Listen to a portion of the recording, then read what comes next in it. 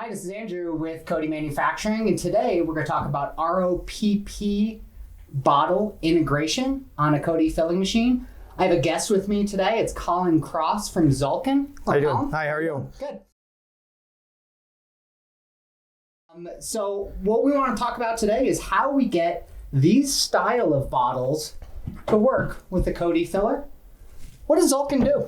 So Zalkin, we manufacture capping equipment for the packaging industry. Started in 1932, and we provide solutions for snap-on, screw-on, or ROPP capping.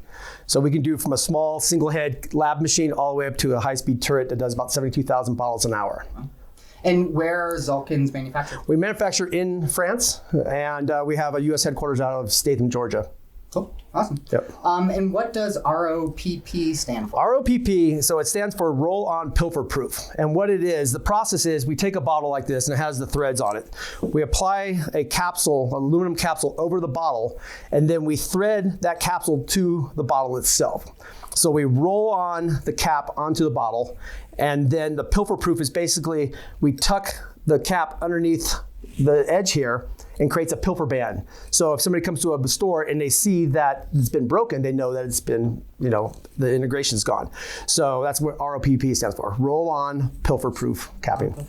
Not only does it have the ability to fill all the liquids, but it also has a safety element. That's correct, yeah. And what type of beverages work well with ROPP bottles? Right now, we're seeing a big increase in waters and in wines, but ROPP started, way back in the time doing wine bottles, so doing glass with an aluminum closure. So we're seeing everything from CBDs to waters to energy drinks, ready to drink, anything we're really seeing. Pharmaceuticals can use ROPP, so it's not just limited to a single serve beverage. It's a pretty good option for a lot of the wineries because it's such lightweight as well. Probably cools really quickly compared to glass. It's less breakable, pretty environmental as far as recyclability. You can travel with it anywhere. We're seeing a lot on store shelves everywhere. As far as our customers' interests are, wine is probably one of the biggest ones. We're seeing CBD and THC beverages. We're seeing beer. We're seeing just straight water going into it. So we haven't really come across too many barriers or products that can't go into this type of product. Right, and the big take with these bottles right now is the resealability of it. So people can take these into an event and they can open it up, they can drink it, they can put a cap on it, they can hang out for a while, they can open back up and drink it. So that's where the resealability of the cap is really important right now, and that's why you're seeing a lot of uptake in the wine industry right now. Plus, with some of the manufacturers are getting real clever with bottle shapes and designs on them also. Yeah, really cool opportunities for different shrink sleeve applications, digital print right on there. Yeah. I remember when these first hit the major beer markets many years ago and turned into my favorite application to drink on the golf course and other type of boating activities. Yeah, exactly. Because you just screw it right back on, it goes. And I've even refilled these with a lot of water many times because it's a really nice bottle to have afterwards. Yeah, and it's a single source recyclability too. So the aluminum cap and aluminum bottle for recyclability. Yeah. As far as a CODI filler is concerned in filling these, there are some adaptations that we have to make. CODI filler is based on a screw drive. Screw drive is dictated by the body diameter. So if you change the body diameter, then you're changing the screw drive. At the fill head, we have a short tube filler. So it's already pre-built for this. Creates a nice seal, so you still get a full counter pressure seal. But our general seamer for a standard beverage can is not going to work for this. So what Zalkin does is it provides a secondary piece that goes right after our machine. We can create a couple different options available with some bypasses, so you can go into the ROPP filler, or you could still run a standard can. Now, if we had an ROPP filler in place, and we wanted to run a standard can a standard can just run through your system? On different machines, we have a single head and we also do rotary machines. So we can do a bypass through the machine on the rotary. The inline's a little bit more difficult, but with a changeover, you can do it. Cool. Yep. And who manufactures these bottles? There's a couple of big manufacturers here in the U.S. There's Ball, obviously, and then there's Trivium. And Trivium is the manufacturer here we see here with all the different bottle shapes and printing available. There's other companies. There's a CCL around, and also there's several people overseas that are doing it. So, but the Ball Alumitech and the Trivium bottles are probably the most common ones. Yeah, absolutely, yeah. And pretty good supply of these bottles right now? Right now it's very easy to get the bottles. We're not having any customers have problems sourcing these at this moment. We'll see how that changes in time. Yep. One of the things that we talk about a lot with our customers in regards to counterpressure filling is the minimum and maximum CO2 volumes that you can accept in one of these bottles or cans. What do you tell customers as far as min and max CO2 volume? So we're still kind of figuring this out, and it really comes down to the cap, the closure on the bottle itself. I know Trivium is saying they can get up to about 120 PSI on their bottles. So it's really going to dictate on the cap and the seal you get there. There's a couple of different things we do with the cap. We do a thing, it's called when we reform the cap. So basically, when you put the cap on, when we come down, we actually stretch the cap over the bottle itself, creating a nice seal. And that's really where we get the integrity of the seal, is by doing that. Some caps will actually have a liner that just will actually fit inside the opening. But I would say most of the time we're seeing ROPP where you actually take the cap, it's got a flat liner in it, and then we stretch it, which is called reform. We stretch it over the bottle, and that gives us the seal we need. So we're seeing anywhere, I mean, obviously we do flat water, flat wine, but we're seeing up to 3.5, almost getting up to 4 volume.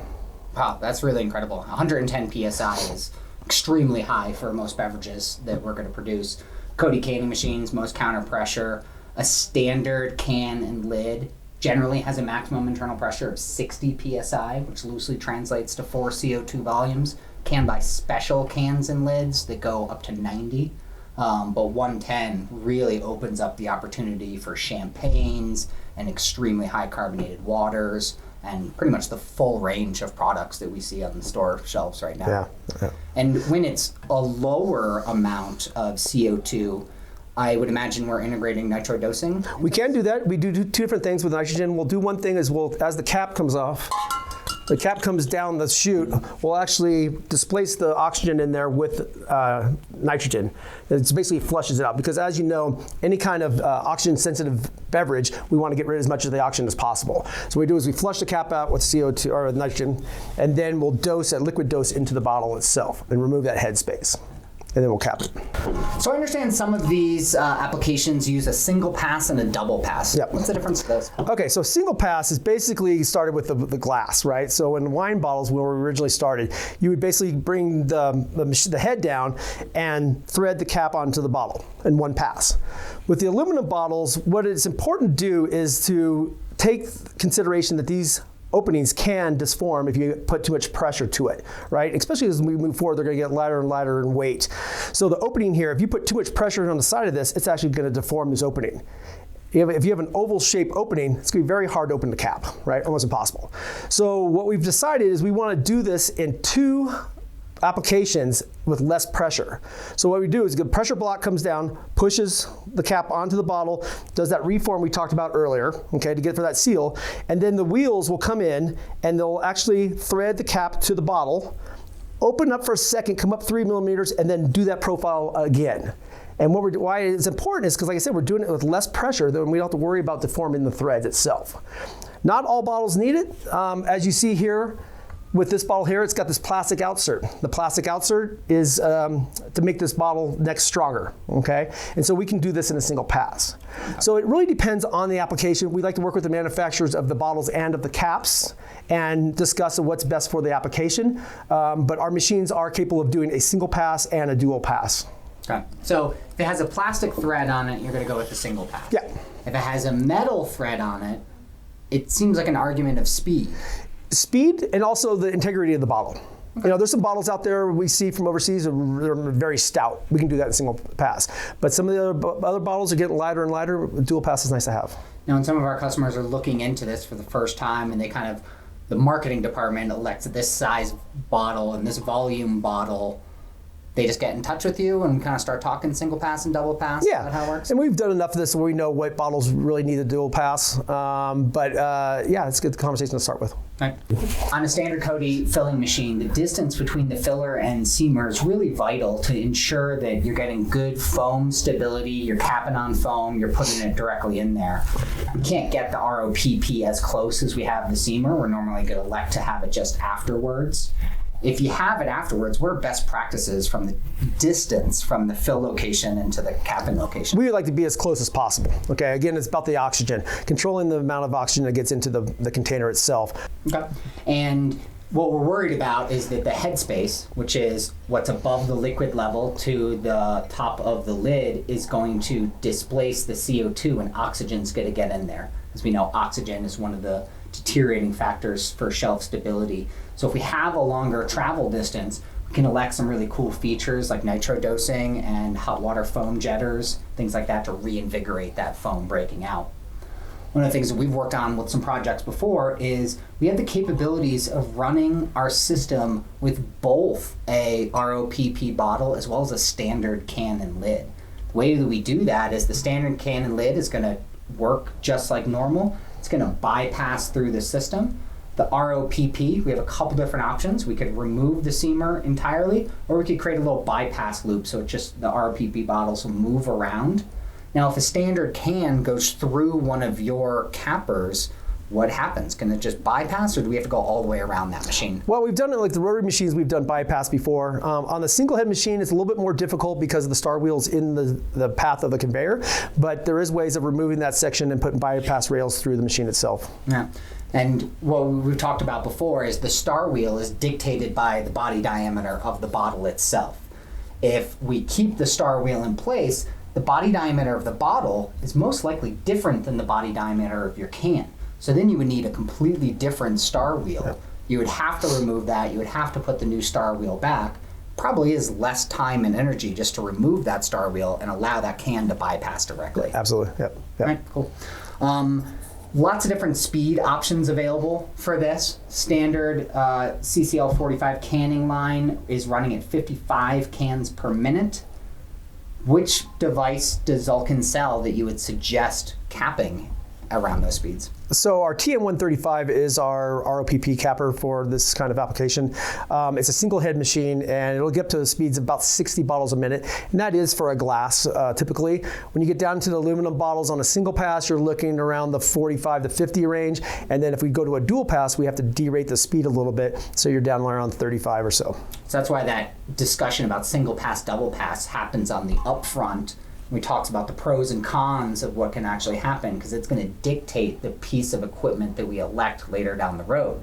Now, if we decide that we need to run the ROPP at 55 bottles per minute at the true filler speed, I understand you have like a 3-head version or something larger? Yeah, so what we can do is we can start at a 3-head rotary machine, and that'll start at like on a dual pass about 90 bottles a minute.